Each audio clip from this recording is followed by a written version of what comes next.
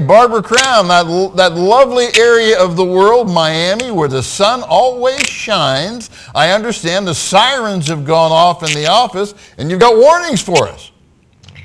Yes, I do. A couple things. Unfortunately, in Northwest Territories, we have a closure on Central Barren Ground caribou. I warned subscribers of the Hunting Report back in December that this was probably going to take place.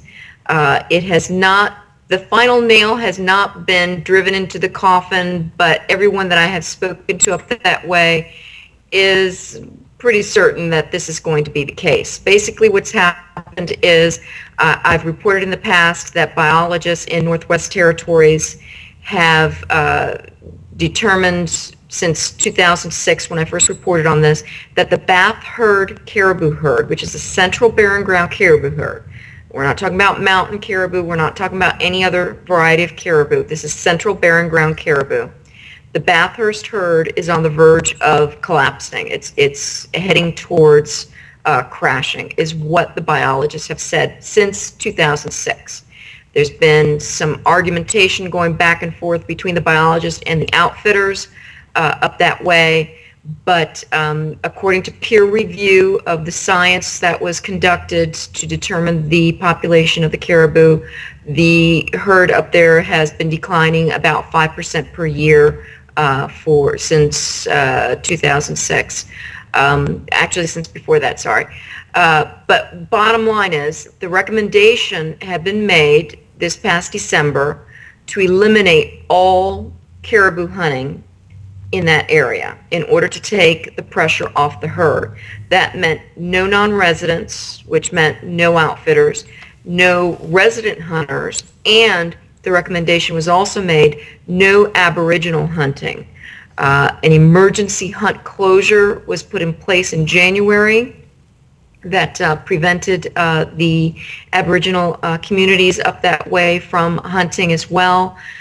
They have a no quota for subsistence hunting, and it's estimated that the Aboriginals take at least 6,000 cows a year out of that herd. And the biologists are saying they need to not do that this season in order for this herd to recover. So what does that mean? Well, I've spoken to just about all the operators up there. One of them has canceled his season and announced that he is getting out of the business up that way. That would be John Andre of Courageous Lake Caribou Camps. And the worst part is he tells me that he cannot return deposits to his clients. So all of those clients, and he says he's got about 90 of them that were booked for those hunts. Those guys are not only out of their hunt, but they ain't getting their deposit back from John. John has referred those people to the Department of Industry, Tourism, and Investment in Northwest Territories, which has what's called a Tourism Deposit Assurance Program. And the program has been explained by outfitters up there as something of an insurance program, or a program that will guarantee that if a tourist has put down money, a deposit paid for a trip in Northwest Territories, and the operator cannot conduct that trip, they will get their deposit back from the Northwest Territories government if the operator cannot return their deposit. Okay, so there is some possibility that if you have put down the deposit, and I know that actually in support of Canada, they do a very good job up there. It would be very surprising if they didn't reimburse those folks, but you kind of never know. Now let me see if I have this clear. Now they're closing it on male as well as female. Is that correct? No. Correct. No caribou, barren ground caribou, can be taken. That is the recommendation. Now, because of agreements with the Aboriginal people up there and the federal Canadian government, there is a local Aboriginal government, the Towle government, and they have a natural resources board of their own called the Wakisi Board. and they are in the process of reviewing the recommendations and coming back to the Northwest Territories Environmental Resources, Natural Resources Department to tell them what they're going to do about the Aboriginal take. Okay. But everyone is in agreement that outfitters will not get a quota, and neither will other resident hunters. So the only thing that is in argument right now is whether the Aboriginal people will be able to subsistence hunt for caribou. Okay. Now, one thing that I need Barbara, to point out, I know that you have another report for us as well. If I need more information on this, I'm sure that I can go to the Hunt Report, and you probably have an article in there. Is that correct?